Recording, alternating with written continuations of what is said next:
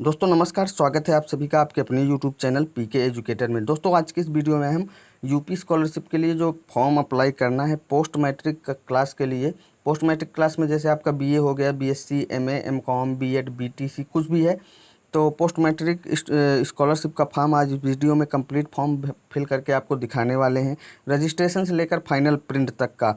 तो बहुत ही important video होने वाली है और वीडियो पूरी आपको देखना है, क्योंकि फॉर्म में कोई गलती ना करें फॉर्म फिल करते वक्त, अन्यथा आप यूपी स्कॉलरशिप और फीस वापसी पाने से वंचित हो सकते हैं। तो पूरा स्टेप बाय स्टेप एक एक फॉर्म फिल करके मैं आपको इस वीडियो में दिखाने वाला हूं, तो आप वीडियो पर बने रहिएगा। तो चलिए उसके लिए करना क्या है, यहाँ गूगल आपको ओपन कर लेना है और सर्च बॉक्स में आपको टाइप करना है sarkarijob.co। ये यहाँ पर आपको जैसा कि नज़र आ रहा होगा, और ये लिंक आपको या वेबसाइट वीडियो के डिस्क्रिप्शन में भी मिल जाएगी, आप वहाँ से वेबसाइट पर विजिट कर पाएंगे। तो कुछ इस तरह की वेबसाइट आपके सामने ओपन हो जाएगी। सबसे पहले आपको काम करना है, ये जो 3 डॉट दिख रहा है यहाँ पर कॉर्नर पर, इस पर क्लिक करके यहाँ से इस वेबसाइट को डेस्कटॉप साइट मोड पर लगा लेनी। ठीक है, डेस्कटॉप साइट मोड पर वेबसाइट कुछ ऐसे ओपन होगी। उसके बाद स्क्रॉल डाउन करते हुए नीचे आएंगे, यहाँ पर दूसरे नंबर पर ही आपको नज़र आ रहा होगा option UP scholarship online form 2020-21। इस पर क्लिक कर देंगे। जैसे ही इस पर क्लिक करेंगे, यूपी स्कॉलरशिप का जो भी पूरा पेज है इस वेबसाइट में वो आपके सामने ओपन होकर आ जाएगा। तो इस तरह से आप नीचे जाएंगे, यहाँ पर आपको सारी लिंक्स मिल जाएंगी। देखिए, प्री मैट्रिक के लिए रजिस्ट्रेशन, लॉगिन, ठीक है, अप्लाई कर, पोस्ट मैट्रिक के लिए रजिस्ट्रेशन, पोस्ट मैट्रिक के लिए लॉगिन, ये सारी चीज़ें। ठीक है, तो post matric other than inter login यहाँ पर क्लिक करेंगे। ठीक, तो ये लॉगिन पेज इस तरह से ओपन हो जाएगा। ठीक है, और यहाँ से आप पासवर्ड और ये सारी चीज़ें अपनी निकाल सकते हैं। तो पहले यहाँ पर पहले होम में जाके हम अपना रजिस्ट्रेशन कर लेते हैं। ठीक है, तो इसको भी यहाँ से डेस्कटॉप साइट मोड पर पहले लगा लेना है आपको। डेस्कटॉप साइट मोड पर लगाने से ये है कि वेबसाइट बिल्कुल लैपटॉप या कंप्यूटर जैसे ओपन होगी और कोई दिक्कत नहीं होती है फॉर्म फिल करने में। ठीक है, तो यहाँ पर स्टूडेंट पर क्लिक करेंगे, रजिस्ट्रेशन पर क्लिक करेंगे। तो यहाँ पर देखिए सारे ऑप्शन दिए गए हैं रजिस्ट्रेशन का। तो सबसे पहले हम चलिए रजिस्ट्रेशन कर लेते हैं। फ्रेश है, चूँकि अगर आप चाहते हैं कि रिन्यूअल कैटेगरी का किसी भी क्लास का फॉर्म फिल करें तो आपको डिटेल आप हमको प्रोवाइड करा दीजिए, रजिस्ट्रेशन नंबर, डीओबी और पासवर्ड। आप अपना मोबाइल नंबर इस वीडियो के कमेंट बॉक्स में छोड़ दीजिएगा, हम लोग कांटेक्ट करके आपसे डिटेल्स ले लेंगे। तो यहाँ पर चलिए पिछड़ा वर्ग कल्याण विभाग ओबीसी के लिए हम ये फॉर्म फिल करके दिखा रहे हैं आपको। तो post matric other than intermediate fresh पर क्लिक करेंगे रजिस्ट्रेशन के लिए। तो रजिस्ट्रेशन पेज इस तरह आपके सामने ओपन होकर आ जाएगा। तो यहाँ पर सबसे पहले आपको अपना ज़िला सेलेक्ट करना है। चलिए हम अपना यहाँ से ज़िला सेलेक्ट कर लेंगे, बांदा हो गया। इसके बाद पेज रिफ्रेश होगा। दूसरे नंबर पर हमको अपना शिक्षण संस्थान शुरू करना है, वो सेलेक्ट करना है। तो यहाँ से हम अपना शिक्षण संस्थान सेलेक्ट कर लेंगे। ठीक है, देखिए मैं ये डमी फॉर्म फिल कर रहा हूँ और यहाँ पर देखिए वर्ग जो जात समूह, केवल वो कैटेगरी ओबीसी आएगी, क्योंकि ओबीसी वाले बॉक्स से ही हमने फॉर्म फिल करना शुरू किया है। और जो मैं ये फॉर्म फिल कर रहा हूँ ये मैं डमी फॉर्म फिल कर रहा हूँ, हमको कहीं भी सबमिट नहीं करना है इसको। तो मैं डिटेल्स कुछ अपनी गलत भी डाल सकता हूँ डेमो के तौर पर, लेकिन आप लोगों को पूरी डिटेल्स सही डालनी है। जहाँ पर समझना है कमेंट कर दीजिएगा, उसके लिए वीडियो बना देंगे या फिर आपके कमेंट्स का हम जवाब देंगे। यहाँ से धर्म सेलेक्ट करेंगे हिंदू। इसके बाद छात्र छात्रा का नाम, और नाम वही डालना है जो आपके हाई स्कूल के मार्कशीट पर हो। ठीक है, तो यहाँ पर हम चलिए डाल देते हैं ब्रजेश। और आपको सब ये इंग्लिश में ही फिल करना है, हिंदी में फॉर्म नहीं फिल होगा, आपको बता दें। ठीक है, और कैपिटल लेटर में सारे डिजिट आपको फिल करने हैं। तो आपको किसी में भी लिखिए वो ऑटोमेटिक कैपिटल लेटर में ही वहाँ पर इंटर होगा। ठीक है, इसके बाद पिता का नाम डाल देते हैं। चलिए मान लीजिए कुछ भी डाल दे, योगेश सिंह। ठीक, इसके बाद यहाँ पर माता का नाम डाल देते हैं सुमन देवी। ये हो गया। इसके बाद यहाँ पर देखिए ये चीज़ें बहुत ध्यान से आपको करनी है। यहाँ पर जो जन्म तिथि डालनी है वही डालनी है जो आपके हाई स्कूल के मार्कशीट या प्रमाण पत्र में हो। तो चलिए हम हम देखिए सारी चीज़ें करेक्ट नहीं फिल कर रहे हैं, डमी फिल कर रहे हैं, क्योंकि हम ये डमी फॉर्म हमको कहीं भी सबमिट नहीं करना है, ना तो स्कॉलरशिप का फॉर्म भरना है, केवल आप लोगों को सिखाने के लिए हम ऐसा कर रहे हैं। यहाँ से आपको अपना लिंग यानी मेल फीमेल जो भी हो सेलेक्ट कर लें। यहाँ से हाई स्कूल उत्तीर्ण करने का वर्ष, जिस सन में आपका हाई स्कूल उत्तीर्ण हुआ हो, हमने 2010 सेलेक्ट कर लिया। हाई स्कूल का बोर्ड यहाँ पर यूपी बोर्ड कर देंगे। इसके बाद हाई स्कूल बोर्ड का अनुक्रमांक, जो हाई स्कूल का आपका रोल नंबर था वो यहाँ पर फिल करना होगा, ठीक। और इसके बाद विद्यालय व संस्था का नाम, हाई स्कूल जहाँ से आपने किया था उस विद्यालय का नाम यहाँ पर देना है।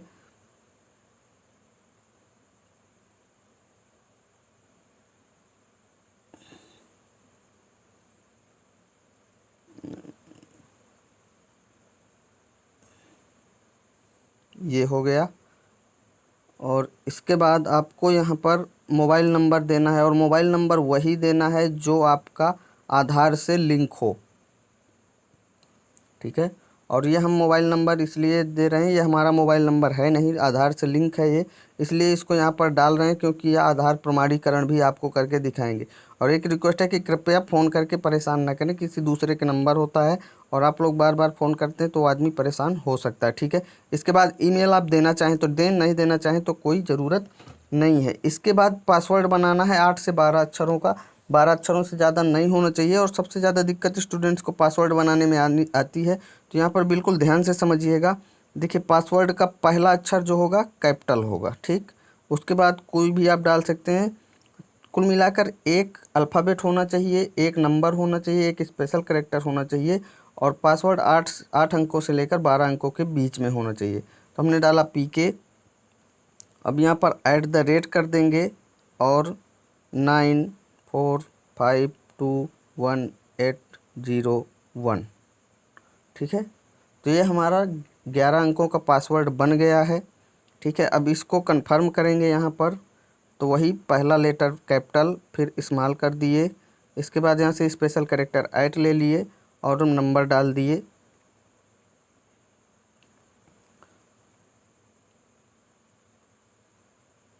ठीक।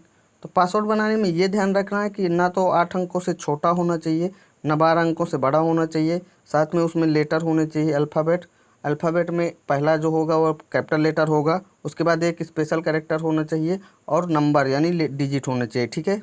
तो इस तरह से पासवर्ड आपका बन जाएगा। यहाँ पर नोट नीचे दिया भी गया है, आप वहाँ से भी हेल्प ले सकते हैं। इसके बाद ये जो आपको कैप्चा कोड ऊपर नज़र आ रहा है, इसको फिल करके सबमिट पर क्लिक कर देंगे और हमारा रजिस्ट्रेशन हो गया कंप्लीट। तो ये हमने फिल किया और ये सबमिट पर कर दिया क्लिक। तो यहाँ पर देखिए हमारा रजिस्ट्रेशन कंप्लीट हो गया है, रजिस्ट्रेशन संख्या हमको मिल चुकी है और पूरी डिटेल जो हमने यहाँ पर फिल की थी वो हमारे सामने आ चुकी है, ठीक। तो यहाँ से आप इसको प्रिंट कर लीजिएगा। और चलिए हम भी स्क्रीनशॉट ले लेते हैं इसका, भविष्य में जैसे अभी आप फॉर्म लॉगिन करेंगे तो रजिस्ट्रेशन नंबर, DOB, इन सारी चीज़ों की ज़रूरत पड़ेगी। तो ये पूरा स्क्रीनशॉट इसका मैं ले लेता हूँ।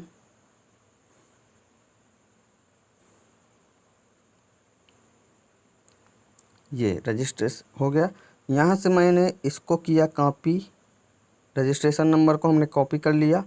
अब यहाँ से हम जाएंगे बैक, इसको कर देंगे कट, और ये sarkari-job.co जो वेबसाइट हमने बताई थी वहीं पर आ गए।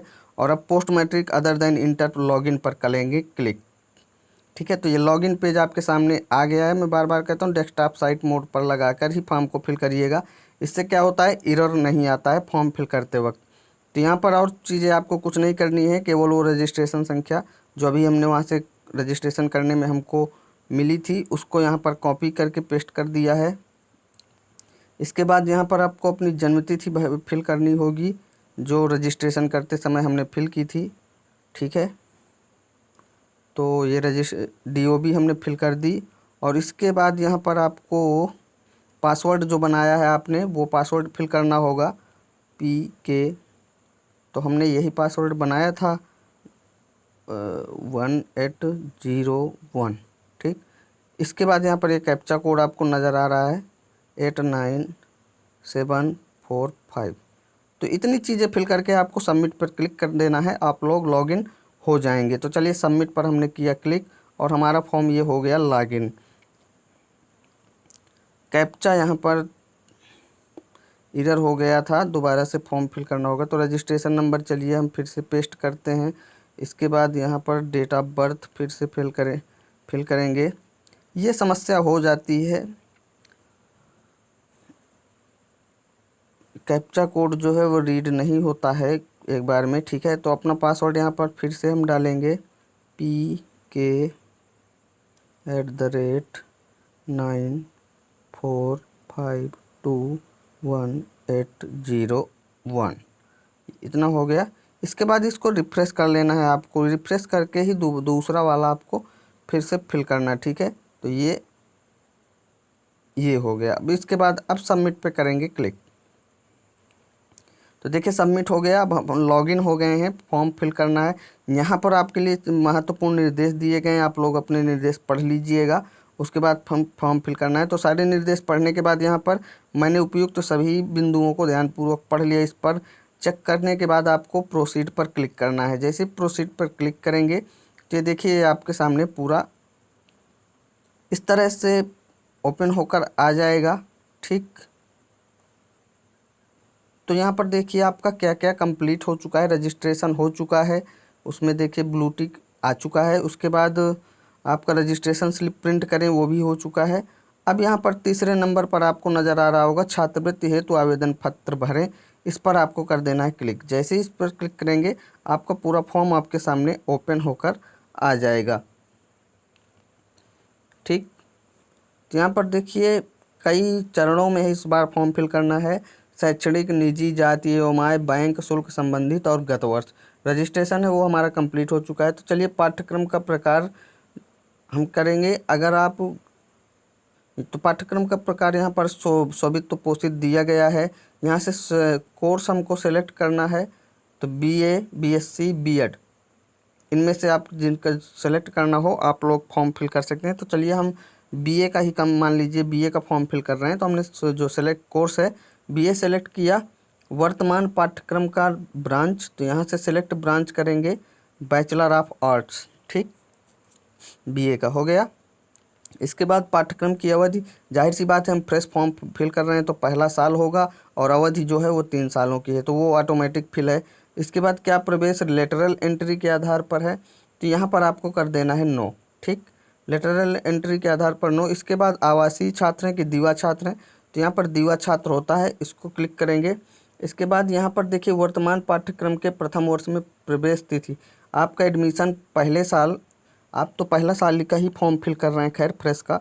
रिन्यूअल में भी यही पूछता है, तो पहले साल यानी फर्स्ट ईयर का एडमिशन की डेट, तो चलिए हम यहाँ पर डाल देते हैं 7 जुलाई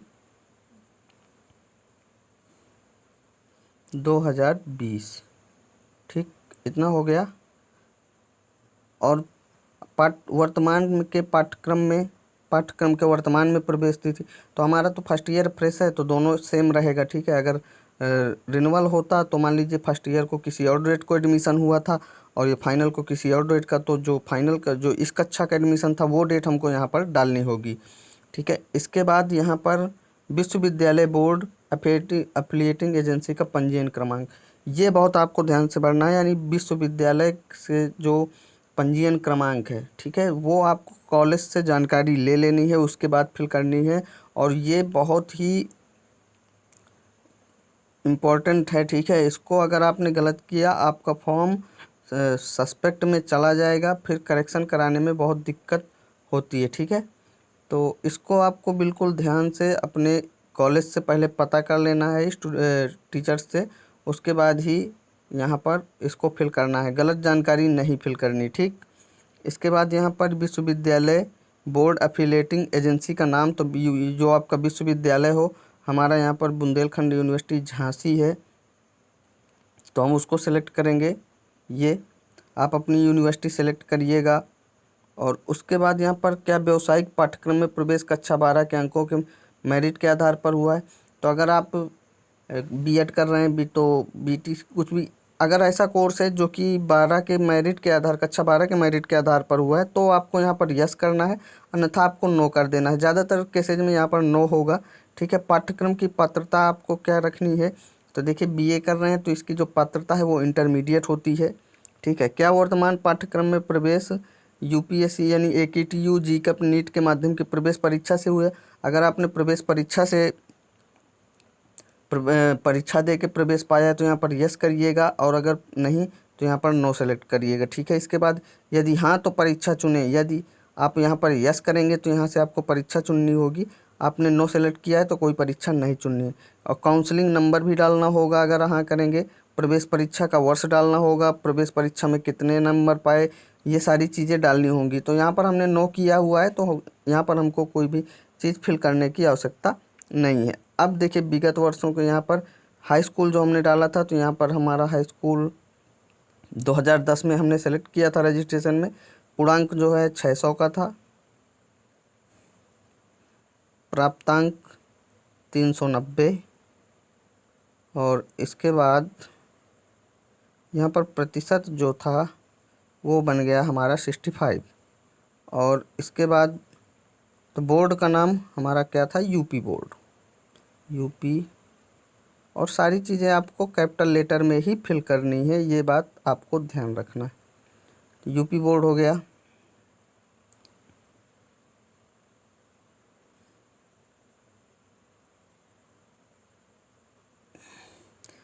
तो इतनी हो गई। इसके बाद अगर आप इंटर का भी फिल कर रहे हैं तो यहाँ पर दिया गया है ऐड न्यू रो पर क्लिक करके फिल कर सकते हैं। खैर उसकी कोई ज़रूरत नहीं है, हाई स्कूल की डिटेल मांगा था वो हमने दे दी। इसके बाद यहाँ पर कैप्चा फिल करेंगे, लेकिन कैप्चा फिल करने से पहले एक बार रिफ्रेश आप लोग ज़रूर कर लीजिएगा, ठीक है।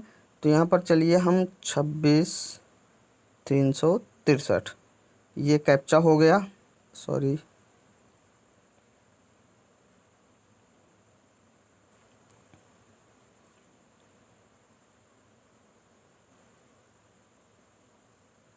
तो यहाँ पर क्लिक नहीं हो रहा है, कुछ एरर आ रहा है। जिसको कैप्चा को पहले रिफ्रेश कर लेंगे तो रिफ्रेश हो गया, देखिए। अब यहाँ पे फिल करेंगे 79221। तो यहाँ पर सारी चीज़ें कंप्लीट हो गई हैं। अब यहाँ पर इस चेक बॉक्स में टिक करेंगे कि मैं प्रमाणित करता हूँ ऑनलाइन आवेदन में पत्र में भरी गई सभी पूर्णतया जांच ली गई ये सारी चीज़ें। और इसके बाद सबमिट पर क्लिक करेंगे। सबमिट पर क्लिक करेंगे तो यहाँ पर देखिए दूसरा चरण भी हमारा कंप्लीट हो गया, ऊपर शैक्षणिक लिखकर आ गया। अब यहाँ पर निजी अपनी जानकारी देनी होगी। तो यहाँ पर देखिए उपजाति हम अपनी सेलेक्ट करेंगे, तो उपजाति हमारी कुर्मी जो है, अहीर, कुर्मी जो भी हो आपकी अपने हिसाब से वो आपको सेलेक्ट करनी है। तो हम अपनी उपजाति जो है ये कुर्मी सेलेक्ट कर लेंगे। इसके बाद आवासीय स्थायी पता, तो अपना पिता जो भी पता है वो डाल देना है। पूरा कंप्लीट आपको अपना पता डालना है, गलती कोई भी नहीं करनी है आपको फॉर्म फिल करते वक्त, ये आपको ध्यान देना है, ठीक है। ये हो गया पत्र व्यवहार का पता। तो यहाँ पर आप लोग देख सकते हैं कि चेक करें यदि आवासीय और पत्र व्यवहार का एक ही पता है, तो हमारा एक ही पता है तो यहाँ पर हमने टिक कर दिया, ठीक है। दिव्यांगता यदि आपके पास किसी प्रकार की हो तो यहाँ से सेलेक्ट करिएगा, अन्यथा छोड़ दीजिए अगर आप दिव्यांग नहीं हैं तो। इसके बाद यहाँ पर इस कैप्चा कोड को फिर से रिफ्रेश करेंगे। ये देखिए रिफ्रेश हो गया। रिफ्रेश इसलिए करते हैं कि वो कभी कभी एरर आ जाता है, तो रिफ्रेश कर लेने से एरर नहीं होता है, ठीक है। इसके बाद फिर से यहाँ पर मैं प्रमाणित करता हूँ पर चेक बॉक्स करेंगे और अपडेट पर क्लिक कर देंगे। यहाँ पर कुछ दिक्कत हो गई है, ठीक है। अच्छा यहाँ पर भी हमको कुछ डालना है, तो यहाँ पर हम उत्तर प्रदेश डाल देते हैं। दोनों बॉक्स में आपको फॉर्म जो है वो एड्रेस वो आपको फिल करना है, ठीक। यहाँ पर हम कर देंगे क्लिक। अब इसके बाद यहाँ पर अपडेट पर क्लिक कर देंगे, तो ये अपडेट हो गया। देखिए तीसरा चरण भी हमारा निजी पूरा हो गया। अब यहाँ पर जो सारा काम है वो जाति एवं आय का है, ठीक है। तो जाति प्रमाण पत्र क्रमांक यहाँ से मांगेगा, आप लोगों को बिल्कुल अपना सही जाति प्रमाण पत्र का क्रमांक देना है। हम कुछ भी फिल कर दे रहे हैं, ठीक है। जाति प्रमाण पत्र जारी करने की तिथि हम मान लीजिए डाल दे रहे हैं 18 7/2019। आपके जाति प्रमाण पत्र पर भी जो भी जाति प्रमाण पत्र का क्रमांक हो और जो भी प्रमाण पत्र जारी करने की तिथि हो, बिल्कुल सही सही आपको फिल करना है। ठीक है, यहाँ पर आवेदन संख्या जो जाति प्रमाण पत्र पर दी होती है वो यहाँ पर फिल करना है। ठीक है, इसके बाद छात्र छात्रा के परिवार के सभी स्रोतों से वार्षिक आय जितनी भी आपके परिवार की हो, मान लीजिए हमारी 80,000 है, हमने 80,000 फिल कर दिया। ठीक है, और इसके बाद आय प्रमाण पत्र का क्रमांक यहाँ पर आपको फिल करना है। ठीक, और सारी चीज़ें आपको सही सही ही फिल करनी है। तो यहाँ पर मान लीजिए हमारा 18/5/2020 का आय प्रमाण पत्र है। आय प्रमाण पत्र के बारे में बता दें हम कि 3 साल तक का वैलिड होता है आय प्रमाण पत्र, बहुत स्टूडेंट्स पूछते हैं। ठीक है, इसके बाद आय प्रमाण पत्र का फॉर्म संख्या हमने ये डाल दिया। इसके बाद यहाँ पर इसको फिर से हमने रिफ्रेश कर लिया है और 99717। कहीं पर भी अगर आपको समझ में ना आए आप लोग कमेंट ज़रूर करिएगा। इतनी चीज़ें फिल करने के बाद फिर यहाँ पर हम चेक बॉक्स पर टिक करेंगे और अपडेट पर क्लिक करेंगे। तो यहाँ पर देखिए हमारा चौथा चरण भी कंप्लीट हो गया। अब यहाँ से बैंक का डिटेल देना है, तो बैंक का नाम यहाँ से सेलेक्ट करेंगे हम। तो चलिए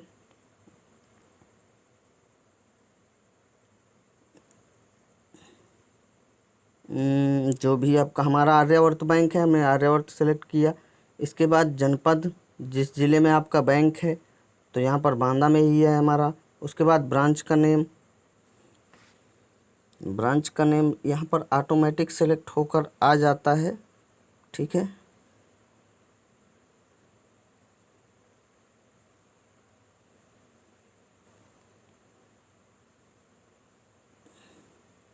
यहाँ पर वेबसाइट पर कुछ एरर हुआ है।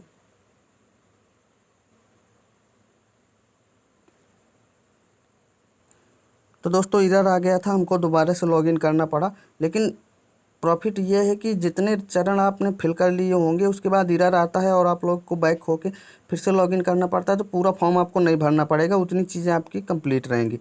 तो देखिए यहाँ पर फिर से हम बैंक वाले सेक्शन पर ही आ गए हैं। तो यहाँ से हम अपना सेलेक्ट बैंक करेंगे, आर्यावर्त बैंक। ठीक है, इसके बाद यहाँ से जनपद सेलेक्ट करेंगे, जो हमारा जनपद है बांदा, और रिफ्रेश होकर यहाँ पर सेलेक्ट ब्रांच का ऑप्शन आएगा, तो हम अपनी ब्रांच जो है सेलेक्ट कर लेंगे। और मैं आप लोगों से ये बता दूं कि आप लोग फॉर्म जो फिल करने की कोशिश करिए, सुबह सुबह फॉर्म फिल करिए, वेबसाइट अच्छी चलेगी, अन्यथा बहुत लोड है। ठीक है, इसके बाद यहाँ पर खाता संख्या डालेंगे हम 61150, सॉरी, खाता संख्या आपको बिल्कुल सही सही फिल करना है।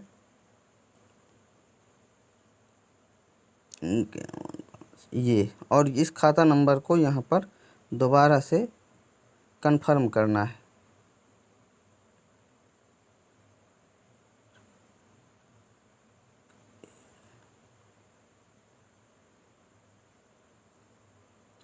ये हो गया। इसके बाद छात्र छात्रा का बैंक खाता पर अंकित नाम, यहाँ पर देखिए वही खाता आपको डालना है जो आपके आधार से लिंक हो। यहाँ पर दिया गया है स्पष्ट रूप से, IFSC कोड आपका अपने आप वो स्वतः ही आ जाएगा। तो यहाँ पर बैंक खाता छात्र का नाम जैसा कि बैंक पर लिखा हो। ठीक है, तो ये खाता जो हमने वहाँ पर नाम दिया था तो उनका है नहीं, ये मैं डमी फॉर्म फिल कर रहा हूँ, बता दिया। तो कुछ भी यहाँ पर मैं डाल रहा हूँ, आप लोगों को अपनी बिल्कुल सही डिटेल देनी होगी। ठीक है, इसके बाद इसको हमने यहाँ पर रिफ्रेश किया और इसको फिल करेंगे। फिर चेक बॉक्स पर यहाँ पर क्लिक करेंगे और अपडेट पर क्लिक करेंगे। तो यहाँ पर कह रहा है bank account number and confirm bank account number do not match. तो यहाँ पर ये शायद हमने कुछ गलत डाल दिया हो।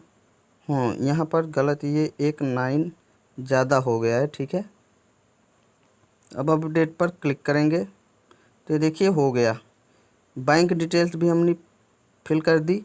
अब यहाँ पर जो शुल्क संबंधित है ये आपको बहुत ध्यान से पढ़ना है। देखिए अनुमोदित वार्षिक नॉन रिफंडेबल अनिवार्य शुल्क रुपए, तो ये आपको अपने कॉलेज से पता कर लेनी है कि हमारी नॉन रिफंडेबल शुल्क कितनी है। अपने से नहीं फिल करना है बिल्कुल भी। तो नॉन रिफंडेबल शुल्क गलत नहीं होनी चाहिए, कॉलेज से पता चलेगा, तो आप लोग कॉलेज से पूछ लीजिएगा। ठीक है, उसके बाद फिल करिएगा। हमने यहाँ पर 4500 डाल दी है इसके बाद ये हम कैप्चा कोड डालेंगे। जो चीज़ें कॉलेज वाली हमने बताई हैं कि ये चीज़ें आपको कॉलेज से पूछ के करना है, तो उसको कॉलेज से पूछने के बाद ही यहाँ पर फिल करना है, ठीक है, कोई जल्दबाजी नहीं दिखानी।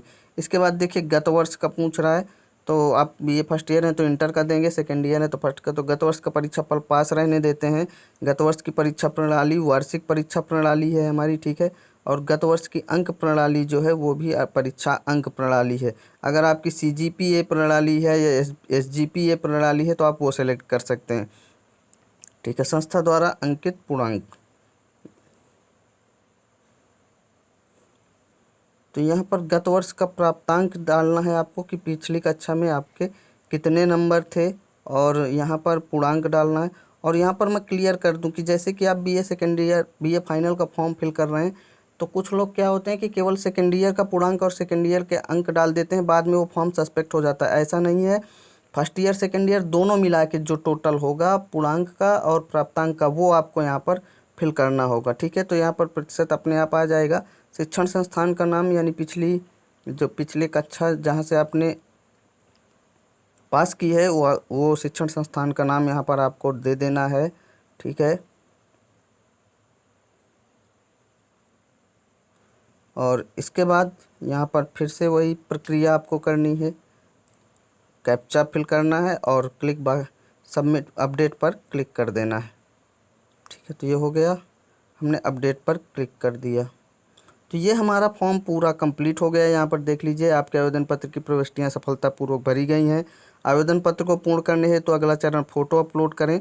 बिना फ़ोटो के आवेदन पत्र पूर्ण नहीं माना जाएगा। तो अब आपको फ़ोटो अपलोड करनी है। तो यहाँ होम पर क्लिक कर देंगे तो यहाँ से फिर ये देखिए वही पूरी ऑप्शन आ गया, छात्रवृत्ति हेतु आवेदन पत्र भरें, ये कंप्लीट हो चुका हमारा। अब फ़ोटो अपलोड पर क्लिक करें। तो यहाँ पर देखिए जो फ़ोटो है वो 20 KB से ज़्यादा नहीं होनी चाहिए, साथ में जो है JPE या JPEG फॉर्मेट में ही होनी चाहिए, ठीक। तो ये आपको फ़ोटो बना लेनी, 20 KB से ज़्यादा की फ़ोटो ना होनी चाहिए। हम 20 KB की फ़ोटो यहाँ से प्री मैट्रिक के लिए हमने यूज की थी, उसको हम सर्च कर लें। तो हमने फ़ोटो सेलेक्ट कर ली है और यहाँ पर अब अपलोड फ़ोटो पर क्लिक करेंगे। तो यहाँ पर देखिए हमारी फ़ोटो अपलोड हो चुकी है सक्सेसफुली, ठीक है। यहाँ से आप व्यू फ़ोटो भी कर सकते हैं, ठीक है। तो डेटा कनेक्शन थोड़ा सा स्लो है तो इसलिए यहाँ से फ़ोटो नहीं शो हो रही, कोई दिक्कत नहीं। होम पर फिर से चलते हैं। यहाँ पर देखिए ये आ गया होगा कि फ़ोटो अपलोडिट करें, फ़ोटो अपलोड हो गई है। अब यहाँ पर एक ऑप्शन ये है आवेदन पत्र को संशोधित करें, तो 3 दिन इसके लिए आप वेट करिएगा। यहाँ पर ये देखिए जहाँ पर लिखा है रजिस्ट्रेशन जिला शिक्षण संस्थान, इसके नीचे आपके 3 दिन के बाद स्क्रूटनी रिजल्ट आएगा, आय जाति निवास का। सारी चीज़ें अगर सही होंगी तो आपको कुछ भी नहीं करना है और फाइनल सबमिट पर क्लिक कर देना है। अगर वो कहीं पर गलती हुई है तो अभी आपके पास चांस होगा आवेदन पत्र को संशोधित करने पर क्लिक करके। यहाँ पर जैसे ही क्लिक करेंगे तो आपको फिर से आपका फॉर्म ओपन हो जाएगा यहाँ पर, ठीक है। तो आप लोग जो भी होगा यहाँ से आप लोग अपना एक बार से संशोधित कर सकते हैं, फिर से करेक्शन कर सकते हैं फॉर्म में, ठीक है।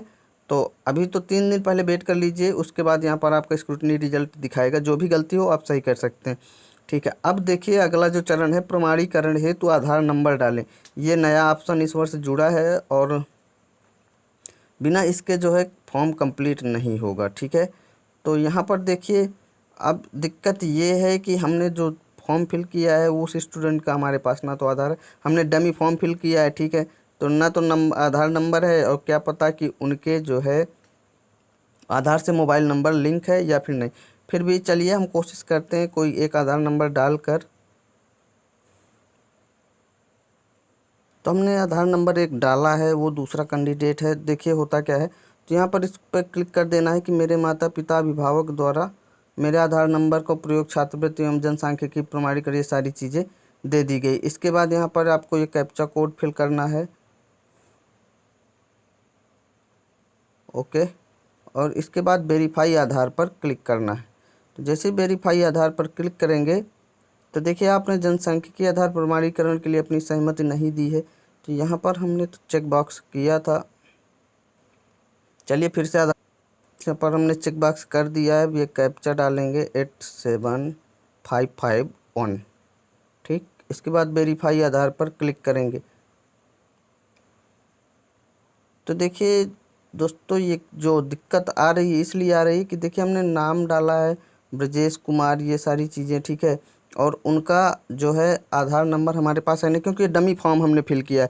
और देखिए यहाँ पर महत्वपूर्ण दिया गया है कि आधार डेमोग्राफिक अथेंशन और आधार ओटीपी अथेंशन के बिना छात्र छात्रा का फॉर्म पूर्ण नहीं माना जाएगा। आपके द्वारा आधार डेमोग्राफिक अथेंशन के लिए 0/3 तथा आधार ओटीपी अथेंशन के लिए 0/3 प्रयास किया जा चुका है।